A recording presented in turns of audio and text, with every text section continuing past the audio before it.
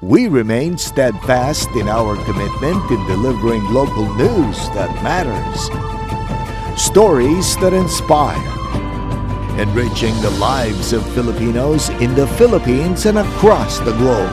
This is your GMA Regional TV. Buong puso para sa Pilipino.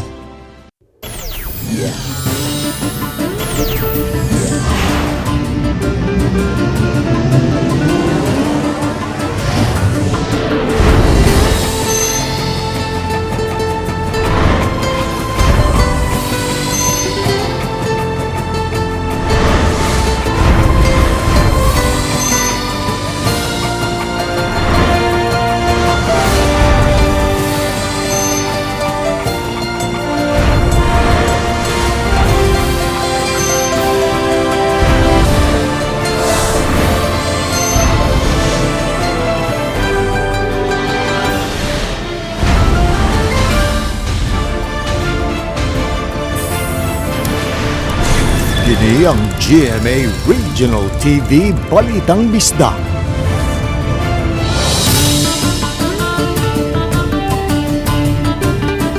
Maayong hapon, kini ang inyong GMA Regional TV Balitang Bisdak, ang bugtong kasandigan o kadangpan sa mga Bisaya. Ako si Alan Domingo. Nga maghatod sa labing dako ug mga nagunang balita nga mahinungdanon sa Central ug Eastern Visayas. Live si GMA Complex sa Dakbayan sa Sugbo. Ako si Cecil Kibod Castro.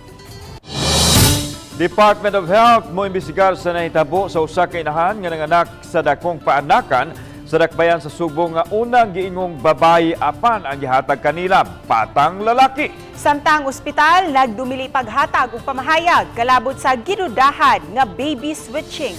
Ani ang report. Base sa birth certificate entry, nakabutang ang Pebrero 22, 2022 isip adlaw na tawhan sa usa ka bata di nakasulat ang female nga gender niini ug ang ngalan iya sa babae. Nagkabutang ang ngalan sa paanakan ug ang doktor nga nagpaanak. Kini ang ipakita sa magtiayon sa GMA RTV Balitang Bisdak ug sila nagdahom nga babae gyud ang ilang anak kay ang tambalanan man ang naghikay sa dokumento ug igo ra silang nagsumiter sa gustong ngalan sa ilang anak. Wala masayod ang inahan sa gender sa iyang anak kay wa pa siya'y panimuot nitong higayuna human gipaubos sa cesarean section. Matod sa inahan nga ang tagapaanakan na ang miingon nga babaye ang iyahang gihimugso o gibutangan kini og name tag nga color pink. Among gibalik nila, among giingnan nga dili ni namo anak kay baby girl man tanan namong gipermahan, labi na sa birth certificate kita jud namo nga female jud siya.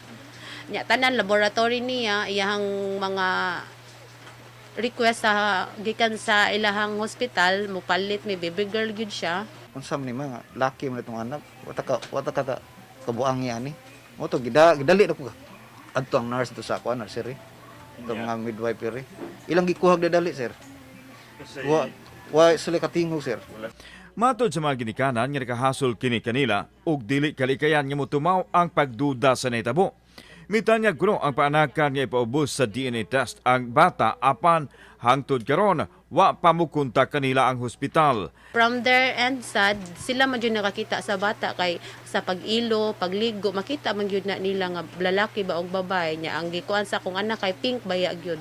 Niangko na magtiayon nga nag-agi sila sa proseso dihang mabdus pa ang inahan sama sa pagpa-ultrasound apan wa sila magpa-gender reveal kay gusto nilang masurprisa. Giadto sa GMA Regional TV ang paanakan apan wa kami pasudla kay matod sa security guard gipaingon sa tagdumala nga dili sila mohatag og komento kabahin nini. Ang Department of Health Region 7 gikirakdang mo imbestigar sa nahitabo. Apil sa ipatawag sa DOH ang doktor nga nagpaanak sa ginang. While waiting for that, we are already acting, no? Like we could do our initial call to the facility and just to get the real or inquiry. Pwede man ta mag-inquire. Gilugang ni Dr. Mangkaw nga karon pa sila nakasugat og ingon niini nga panghitabo dinhi sa rehiyon apan gipaniguro nila nga pamation ang duha ka habig isip kabahin sa proseso. Dili lang una nganlan ang paanakan ug ang doktor nga nalambigit hangtod nga makapadayag sila sa ilang habig. Kauban si Cleofer Lumayag, ako si Alan Domingo. Balitang Bisdak. 3 anyos nga gikugos sa nagsakay sa motorsiklo, nakaraso man nahitabo ang aksidente. Gingong nagsubay ang motor nga gimaniho sa usa ka Rebecca Alcontin 26 anyos, taga-Dakbayan sa Lapu-Lapu sa Cebu, South Coastal Road, sa habig sa barangay Kansuhong, Dakbayan sa Talisay. Sakay silang Roxanne Balansag, 25 anyos, taga-Lapu-Lapu sab ug ang 3 anyos nga si Zion Ezekiel Olivo nga nakalas. Gingong nalagpot ang bata dihang nagkabanggaay ang motorsiklo ug ang truck nga gimaniho ni Feliciano Mahilom Villanueva Jr. Naangol ang duha kasakay sa motor, subay nini nakadawat og kasayuran si Joy Tumulag ang hepe sa City of Talisay Traffic Operations and Development Authority kon City Tuda nga makigsabot-sabot ang amahan sa bata. Kasong reckless imprudence resulting to homicide, physical injury ug damage to property ang atubangong kaso sa driver sa truck. Di gid kalikayan nga naa sa tong kilid ang truck. Mangita sila mga pamaagi nga makita sila sa driver. Dili sila sa kanang gitawag na to og blind spot. Sa pikas bahin, usa ang namatay ug usa ang naangol human mibangga ang gisakyang motorsiklo sa usa ka fish car didto sa barangay Kasay, lungsod sa Dalagit. Ang nakabsan sa kinabuhi nga nagmaneho sa motor mao si Marcelino Carusca, samtang naangol ang iyang angkas nga usa ka minor de edad. Base sa report nga samtang nagsakay og motor ang duha padung sa intersection sa kalsada, mibangga na hinuon sila sa usa ka elf nga gikargahan og mga isda. Ang driver sa elf kasamtangang gikustudiya karon sa mga otoridad.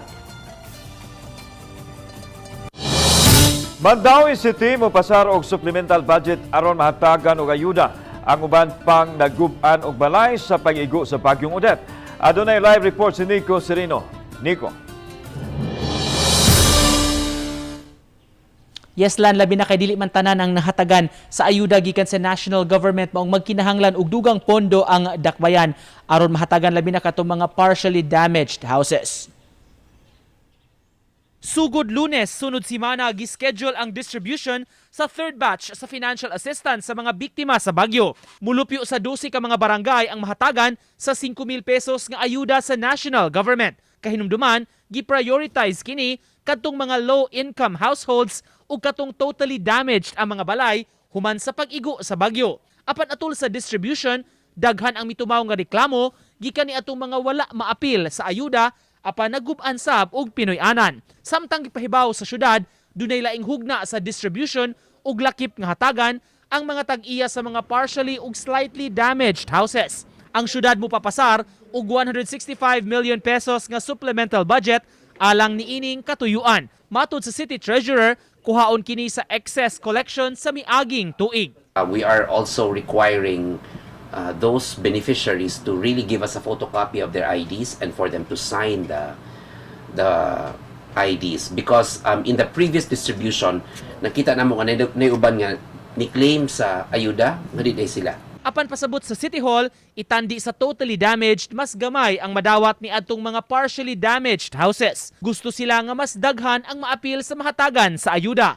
Bisa na ayo na o napaatupan na ang mga balay, apan na-verify ug na-validate ng daan sa taga-CSWS ang damage. Apan kadturang mga pamilya nga 18,000 pesos and below ang monthly income. Para maapod tanan, we are going to give about 3,000 pesos lang for the partially and slightly affected.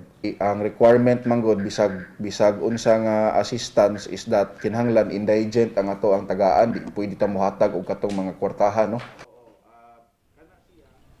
Sama sa nahaunang distribution land doon na mga gipost nga listahan sa mga beneficiaries ni ini ug mamahimo gihapon moduso katong magpa-petition for inclusion o exclusion depende kung kwalipikado ba ang usa ka beneficiary ug usab kini ang husayon ug i-assess sa City Hall. Lan? Daghang salamat Nico Serino. Hayan posibleng maangan-angan pa og duha ka semana una makasugod ang search and retrieval operations sa mga na-missing nga mga tripulante sa tugboat nga Strong Trinity. Si Luan Merundina sa report. Sa coordination meeting kaganihang buntag, gipahibaw sa taga Coast Guard Central Visayas nga nagpadayon pa karon ang MBES scanning sa taga Philippine Navy uban ang usa ka personnel sa NAMRIA kon National Mapping and Resources Information Authority gamit ang multi-beam echo sounder. Kagahapon, napaubos na niini sa scanning ang 6.2 nautical miles nga kadagatan sa Talisay City, Naga City ug San Fernando nga gitumbok nga posibleng nahimutangan sa tugboat nga Strong Trinity. Sa pagkakaron, gipaabot na lang ang ekipo sa NAMRIA nga magamit sa interpretation ug patching sa nahipos nga data gamit ang MBES scanning. Gipasabot sa taga Coast Guard nga nadilatar og duha ka adlaw ang pag-abot sa taga NAMRIA, hinungdan nga niadtong Pebrero 28 na nakasugod ang MBES scanning. Nag-abort sila 27 na sir. So nakapagsimula sila ng scanning sir last 28 na sir. Ang data, pa-processing sa data sir, ang mga 2 weeks. Ang unsa may interpretation sa MBES scanning ang mugiya sa Search and Retrieval Operations Team.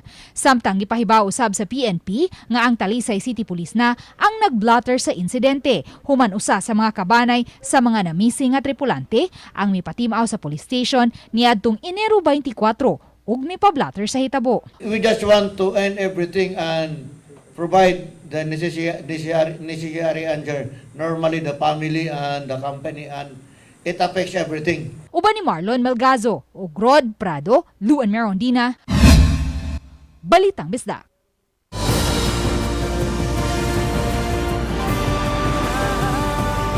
Kini ang GMA Regional TV Balitang Bisdak.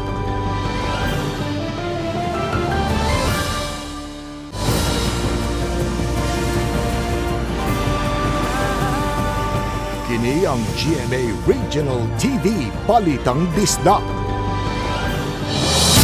7 ka mga patayng lawas sa mga nabiktima sa Bagyong Odette ang wa pamailhi hangtod karon. Pag-ila kanila pinagi sa DNA testing ang gitinguhan. Si Luan Merondina sa report. Atol sa tigom sa nagkalain-laing ahensya sa gobyerno, diin gituki ang Odette response, gibutyag sa taga DILG nga moabot sa 283 ang nakalas atol sa Bagyong Odette. 28 niini ang padayon pang gipangita, lakip na ang 11 ka mga tripulante sa tugboat nga Strong Trinity. Samtang may 7 pa usab ka mga patayng lawas ang wa pa mailhi. Upat ni ini anaa sa Negros Oriental, samtang ang 3 ania sa Sugbo. Sa Negros Oriental, 2 ang napalgan sa Bai City nga pulos mga babay. Samtang sa lungsod sa Bindoy, adunay 1 ka lalaki ug 1 ka batang babay. Sa Cebu, 1 ang anaa ni ini sa Carcar City, 1 sa Toledo City ug 1 sa San Fernando. Kay wala pay tagtungod, gilubong na lang kini sa mga dapit diin sila napalgan. Apan matod sa taga DILG, padayon ang ilang pagpakig-alayon karon sa taga NBI 7 aron mailhan na ang maong mga patayng lawas gamit ang DNA testing. Kiniusab ang gisugyot sa OCD7 Director aron makapaubos usab sa DNA test ang mga kabanay sa mga namising pahangtod karon. And that is why having a DNA test is encouraged. But we need to have the advice of the medical legal team. Sa pagkakutlo ning balita, wala pa makuha ang habig sa NBI 7 kung naabot na ba ang mga gikinahanglang ekipo alang sa DNA testing. Nagpaabot lang mi sa katong yang gamiton sir kay siya naman lay mo kuan kay kung ay padapas man nila samot yung kadugay ang result, so mas mayo siya na lay mo trabaho diri paabot lang sa katong gamit para sa pagkuha sa DNA. Uban ni Marlon Melgazo, Luan Merondina, Balitang Bisdak. Sa Mayo na magtigom ang mga kardinal aron susihon ang heroic virtues ni Arsobispo Teofilo Camumot. Kinihuman miuyon ang mga theologian sa Vatican. Si Femery Dumabok sa report. Karong adlaw mong ika-108 ang adlaw natawhan ni Arsobispo Teofilo Camumot. Sa iyang wali, gipaybaw ni Arsobispo si Palma nga sa Mayo 3 na magtigom ang mga kardinal didto sa Roma aron hisgutan kun ang mga hiyas ni Camumot tukma ba aron ilhon siyang usa ka venerable. Unang nang hinaot si Palma nga masud unta sa pagtapos sa 500 years of Christianity ang pagkahimo unta ni Camumot nga usa ka venerable. Kung positive recommend sa Papa may mong venerable, no? Pagka nindot na unahon mo lagid nga kung sa ato pa Gamay nga pasensya. Samtang gipaybaw ni Father Mar Balili, Vice Postulator sa Kamumot Causes of Saint, nga kun uyunan sa mga cardinal ang heroic values ni Kamumot, irekomendar na kini sa Santo Papa aron ilhon ang usa ka venerable. Once ma-declare ang maong kandidato nga venerable, ang sunod ang mao ang beatification. Inikahuman sa beatification ang canonization. Samtang gibasa usab ni Monsignor Renato Beltran, Archdiocesan Chancellor, ang dekri sa formal ng pagtukod sa Parish Caritas dungan sa ika-108 adlang natawhan ni Kamumot. Ang Parish Caritas maoy magsilbing buhatan sa simbahan nga mangita og mga pamaagi aron matabangan ang mga manginahanglan. Karong bag-o lang ang Cebu Caritas maoy nag-una sa paghatag og tabang sa mga nabiktima sa bagyong Odette sa habagatang bahin nga nabiktima sa maong bagyo. Uban ni John Solonog Rod Prado. Ako si Femery Dumabok. Balitang Bisdak. Gikondenar sa progresibong pundok ang pagkamatay sa 5 ka mga tao. Lakip na ang 2 ka lumad teachers sa enkwentro dito sa Davao de Oro. Nagprotesta sila sa atubangan sa UP Cebu Campus nunod sa kamatayon sa 5 ka mga sibilyan nga gitawag nilang New Bataan 5. Ang militar unang nipasabot nga adunay nahitabong enkwentro tali sa gingong masakop sa New People's Army ni atong Pebrero 24. Apang gipahimaka kini sa grupong Save Our Schools Network. Ug matud nila, tuyo silang gipatay. Lakip sa namatay ang 2 ka volunteer lumad teachers nga silang Chad Buok ug Jorain Nguho. Si Buok usa sa mga Buckwheat 7 nga nadakpan ug napasakan og kaso sa pagpangronda sa usa ka eskwelahan dinhi sa Dakbayan sa Sugbo. Dungan sa panawagan og hustisya ni hangyo usab sila ug way gidapigang imbestigasyon sa maong panghitabo.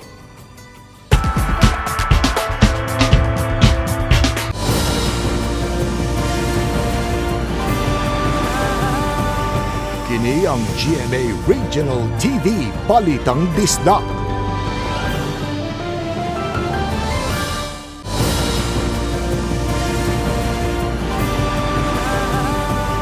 Kini ang GMA Regional TV Balitang Bisdak. Pahimangno sa katawhan nga dili mo salig dayon sa sikataw kay maura sab kini ang mubiktima kanimo. Kay ni ay 2 ka babaeng nadakpan sa Kalidngan, Dumaguete City sa Negros Oriental. Human na biktima og mga pensioner sa SSS. Nagpakurong ingnon ang 2 nga nidakpan nga may empleyado sa SSS ug mipasalig nga mao'y mo presiso sa loan sa labing daling panahon. Apan, gikuha lang nila ang mga ATM sa mga biktima ug wa na ibalik. Hindi tayo basta-basta maniwala doon sa mga tao na hindi natin kakilala, lalo na't sila ay nagpapanggap na sila ay mga employee. Greyhound operation gihimo sa prisuhan sa Carter City Police Station. Pipila ka mga ginagmayng kontrabando ang nakuha gikan sa ilang mga piniriso. Kini naglakip sa usa ka cellphone ug mga cellphone chargers, mga sigarilyo, gunting, lighter, blade ug uban pa. Gitagsa-tagsa sa pagpagawas ug gipangkapkapan ang mga piniriso. Unang gisusi ang ilang mga butang. Mato ni Police Lieutenant Colonel Arjulito Cabagnot, ang hepe sa Carcar Police Station, nga gihimo kini aron masiguro nga dili malambigit pa sa bisan unsang mga iligal ang maong mga dinakpan samtang anaa pa sa ilang prisuhan. Wala bitay na kumpiska na mga kung nakita man lang ang mga deadly weapon tayo. Atong activity permanente man nato ginahimo from time to time, i-surprise na nato sila para malikayan gyud nato na doon na sila matago din ang mga kontrabando. Dili lang ang mga POJ kung dili apil usab ang mga tricycle operators, TNVS ug delivery riders ug ubang public transport ang makadawat og fuel subsidy. Apan ipadayag ni Director Eduardo Montealto sa LTFRB 7 nga wa pa sila makadawat og guidelines mahitungod sa pagpangapod-apod sa ayuda. 6,500 pesos ang madawat unya sa bag-ong pagpangapod-apod sa fuel subsidy.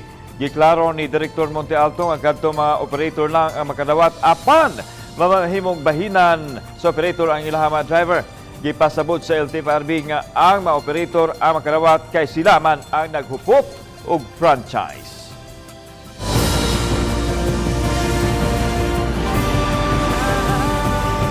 Kini ang GMA Regional TV Balitang Disda.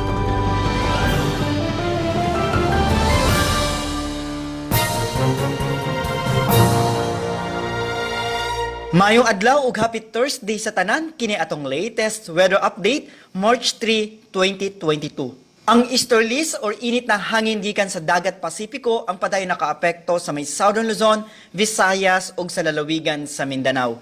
Ang weather conditions sa tibuok Visayas, Palawan kasamang Kalayaan Islands ug ang Occidental Mindoro makasinati generally fair weather gawas ini na mga patak-patak na mga pag-uwan ug kini mga localized na mga pagpanugdog ug kilat.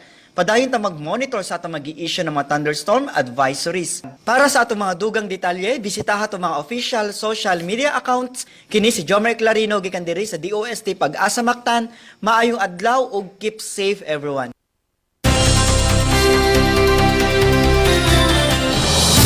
Breakthrough kon makonsiderar ang pagkadeklarar nga drug cleared ang dako og progresibong barangay sa subang dako sa Mandaue City. Unsay sekreto aron magkabot kini ug unsay gihimo sa barangay sa ilahang mga drug surrenderies? Ano ang RTV Presents ni Nico Serino. Kini ang livelihood center sa barangay Subang Dako nga bag-uhay lang gideklara nga drug cleared barangay. Among naabtan ang pipila ka personnel na busy sa pagpanahi og mga t-shirts kay daghan sila og order. Ang center na establishar aron dunay panginabuhian ang mga drug surrenderies o drug warriors. Si Flory Boy, 25 anyos, usa sa nangunay sa maong negosyo ug mitudlo na sab siya karon sa mga bag-ong salta. Mi-graduate siya sa batch 1 sa community-based rehab program ug karon malipayon sa bag-ong kinabuhi nga dala niini kaniya. Sa pagsuod nako sa programa sa Labang, dako jud siya kausaban gyud, dako jud kay tanan. Akong kalipay murag kanang sangko gyud ba kay nakita mo nako kung ang kinabuhi sa usa ka adik sa una ug ang karon lahi ra jud kay tanan, dako jud kay kalahian. Ang uban mangawat na lang gyud sa ginikanan ko di nga na. Gawa sa t-shirt printing, mutrabaho sab sila ug upholstery sa mga sakyanan. Sama nining van nga gitrabaho sa mga volunteers sa maong center. Normally sa mga nagtrabaho sa mga produkto namo is mga labang surrenderies. Ato na silang gitrain for 1 year actually kay gituyo rin namo 1 year. It's because gusto namo nga ready ato ang mga surrenderies nga mo accept og mga customers. Pipila lang kini sa mga produkto sa labang livelihood sa maong barangay. Labang, buot pasabot, lahat bangon. Kay matud pa, sa pagtalikod nila sa ilang bisyo, anaasab ang kaugmaong nagpaabot kanila sama ni ining panginabuhian nga makatabang sa ilang pamilya. Ang drug cleared barangay doesn't mean nga wala na, no, na zero na gid ta, but ang pinaka-importante, those who are identified by the PDEA and all the national agencies, i-certify nato sa itong drug list, na account na nato and na-monitor na nato. Ang maayong intervention nga nahatag sa mga drug surrenderies sa barangay, usa sa mga criteria sa pagdeklara nga drug cleared ang usa ka lugar. Sa Subang Dako, kapin 400 silang tanan nga nahatagan og intervention ug mamahimo sab nga kapanag-ingnan sa uban. Before, I thought it cannot be done, no? It cannot be achieved. But with the inspirations from the different national agencies, ato mga private partners, kaya ra man gid ay. Kaya ra gyud. Lisod lang gyud tinuod yun, as in. Uban ni Godfrey Relien, ako si Nico Sereno.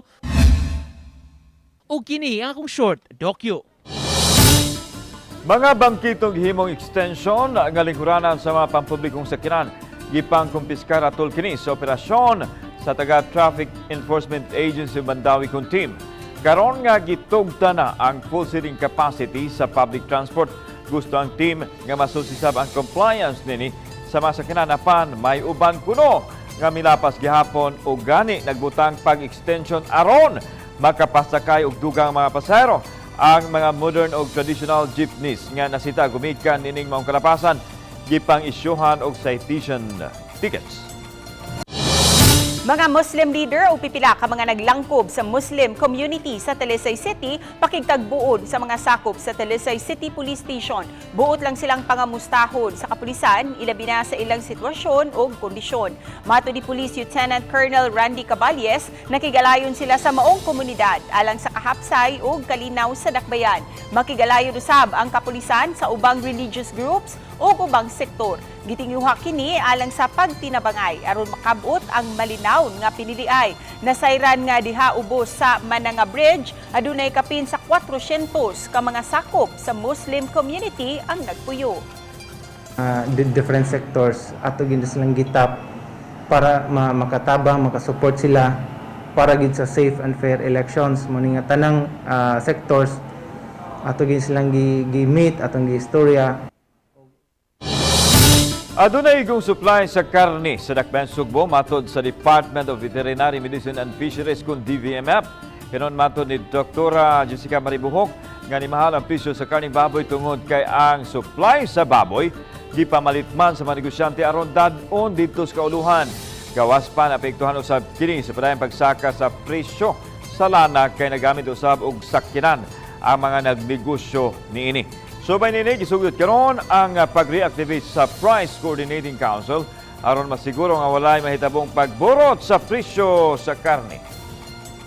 Controlled pa ang atong presyo, ang live weight lang kay nianga lang ato ang mga tag-iya lagi sa mga ihawan ug ang katong kay gamay na lay magpaihaw ug katong mga traders, suppliers nato. O plantokhang subling gihingusgan sa Talisay City Police. 15 ka mga individual nga nalambigit sa ginadili nga droga sa barangay Lawaan 3, Dakbayan sa Talisay, ang gipang tuktok sa ilang panimay sa mga pulis. Kini aron awhagon nga muundang na sa pagpamaligya ingon man paggamit sa shabu ug aron mapaubos sa nagkadiiyang drug rehab program. Kining 15 nga naduaw sa kapulisan una nang napaubos sa rehabilitasyon. Apan namalik sa bisyo maong gihatagan na usab og higayon nga magbag-o. Samtang sa Aluginsan, adunay duha ka barangay nga gideklarar na nga drug-cleared barangay. Matud ni Lieutenant Roberto Barnido Jr., ang hepe sa kapulisan sa maong lungsod, nga tungod niini upat na sa 15 ka mga barangay sa Aluginsan ang drug-cleared na.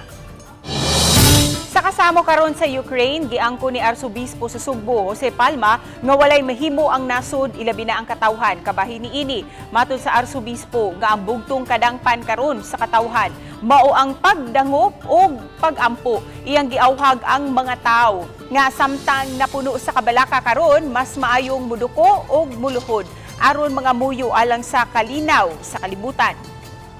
Kita mula ato memo no, but we can pray no. Pray that peaceful minds, no. Pray that the minds of favor dialogue. Daghang salamat sa mga kapuso nato apil lang na sa gawas sa nasod nga nikisayod sa mga dagko ug mga nagunang balita sa rehiyon ug gikan dinhi sa Central ug Eastern Visayas. Ako si Alan Domingo. Ang inyong balita, among balita kay matag lokal nga balita mahinungdanon. Kini ang inyong GMA Regional TV Balitang Bisdak. Buong puso para sa Pilipino. Ako si Cecil Kibod Castro ug maayong hapon mga kapuso.